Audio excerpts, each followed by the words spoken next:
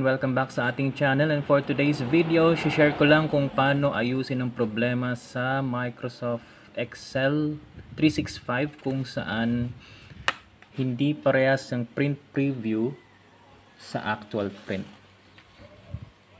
And hindi naman siya masyadong halata, pero actually yung margin ay hindi parehas. So medyo manipis yung margin dito sa print preview natin, pero yung actual print out mas makapal. Bandang dito sa kanan, yan, mas makapal yan.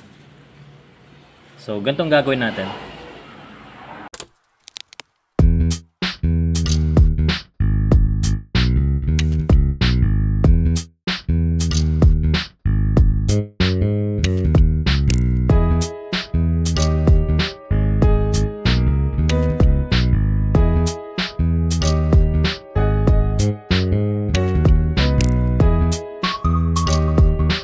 So eto na yung bago kong print.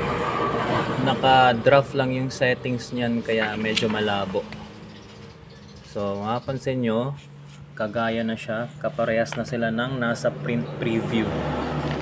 So kumpara natin tong na-print ko kanina. Ayan.